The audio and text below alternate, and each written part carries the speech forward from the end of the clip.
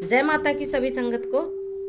तो आज आप लोगों के साथ चर्चा करेंगे इंद्रजाल के विषय में। इंद्रजाल के बारे में बहुत सारे वीडियो यूट्यूब पे हैं, पर हम जितना जानते हैं इंद्रजाल के बारे में, देखो ना कहीं गूगल से जानकारी उठाते हैं और ना ही ये एक एक ग्रंथ पढ़ते हैं, थोड़ा बहुत उनसे जानकारी लेते हैं। पर जो अपने खुद के प्रयोग होते हैं, जो हमने आसपास देखा है, वही चीज आप लोगों के साथ शेयर करी जाती है। क्योंकि किताबी जिंदगी जो होती है उससे वास्तविकता बहुत ही अलग होती है। अब कह दिया जाता है कि शास्त्रों के अकॉर्डिंग ये होता है और वेदों के अकॉर्डिंग ये होता है, पर सच्चाई तो ये है कि पूरी विधि जो शास्त्र और वेदों में दी गई है वो उस विधि से कोई भी कार्य नहीं होता।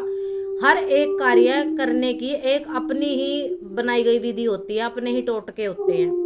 क्योंकि जिसने भी इसको अपने हिसाब से सिद्ध कर लिया ना, अब वही चीज प्रचलन में आ जाती है। यानी कि अब कोई भी हमारे गुरु लगा लो, उनके गुरु लगा लो, अगर उन्होंने कोई शक्ति सिद्ध कर ली अपने किसी भी तंत्र पे, किसी भी टोटके पे, किसी भी विधि पे, और मान लो उनसे वो शक्ति प्रसन्न हो गई, धन धान्य से भर दिया, तो वो आगे अपने शिष्यों को ना परंपरा के रूप में वही चीज, वही विधि विधान देते हैं। तो इसका किताबी जीवन से कोई लेना देना नहीं होता। अगर किताबों से हमें ये चीज मिल पाती तो देखो गुरु धारणा की किसी को आवश्यकता नहीं थी। हम किताबें खरीद लेते, उनमें से विधि पढ़ते और अपना सिद्धि करते, चल भाई हो गया काम।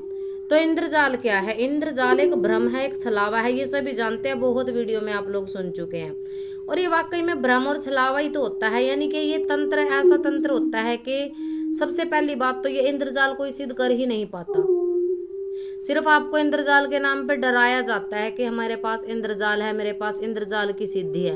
आप ये सोचो, जिसके पास इंद्रजाल हो गया, जैसे मेघनाथ के पास इंद्रजाल होता था, वो उनके पास गायब होने की विद्या होती है। आज कोई साधु या फिर आज कोई हमारे जैसे, या फिर कोई तांत्रिक लगा लो या कोई अघोरी लगा लो, जो अपने आप को अघोरी भी बोल देते हैं, कोई गायब होके दिखाता है क्या? कोई नहीं दिखाता।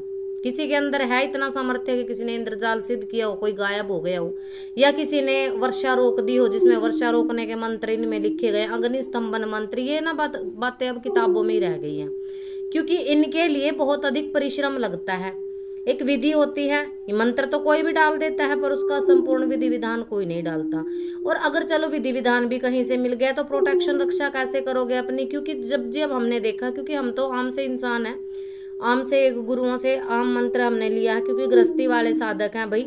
अपनी जो भी शक्तियां उन गुरुओं ने दी है और जो भी हमारे शीश पे चलती थी, उन शक्तियों को सिद्ध करने में पसीने छूटे हैं। ये सच्चाई की बात है। देखो, जब भी हम मंत्र जाप करते हैं ना, उसकी ऊर्जा बनने लग जाती है, सबसे पहला इफेक्ट हमारे शरीर पे आएगा। यानी कि खुजली होने शुरू हो जाती है, शरीर में बदलाव होने शुरू हो जाते हैं। माता बहनों को तो कई बार ब्लीडिंग की समस्या शुरू हो जाती है, लूज मोशन भी हो जाते हैं, उनके कमर में, पेट में, पेड़ों में दर्द वगैरह शुरू हो जाती है। गंदे सपने सबसे ज्यादा दिखाई देने लग जाते हैं, आवाजें तक सुनने लग जाती हैं। कई औरतों को तो भ्रम ये होता है कि हमारे साथ साथ कोई परछाई चलती है। ऐसे ऐसे सिम्टम होने लग जाते हैं।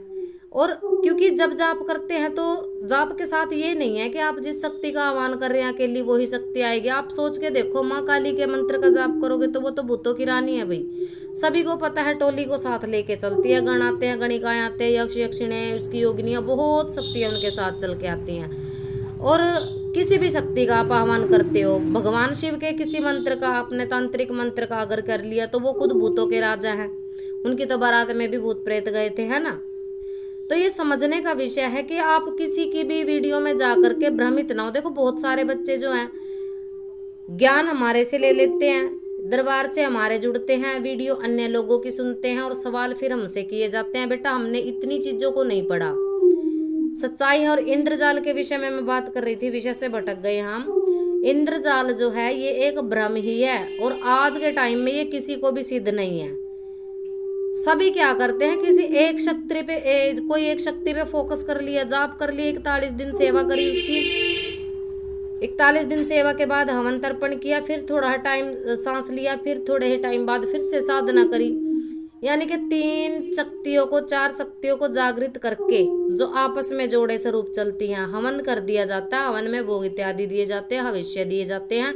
और लोग तो कहीं तो तामसिक चीजों पे चलाते हैं, खून के छींटे तक देते हैं हवन में।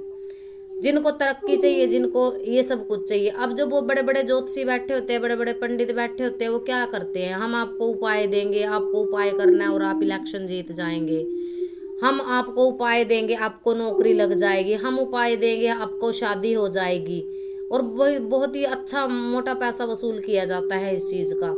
ये विधि होती है। अब इंद्रजाल जिन्होंने सिद्ध किया, मैं तो अपनी ही बात करूंगी कि हमारे जानने वाले थे कोई, और रिश्तेदारों में ही थे जिन्होंने इंद्रजाल सिद्ध किया हुआ था, और वो ये कहते थे कि हमारे पास सिद्धियां। हम लोग भी डरते थे, बचपन से हम सुनते आ रहे थे कि हाँ इनके पास तो इंद्रजाल है, भूत प्रेतों की सिद्धियां होंगी, तो भूतों को ऐसे ही पकड़ लेते हैं, इनको तो भूत दिखाई देते होंगे।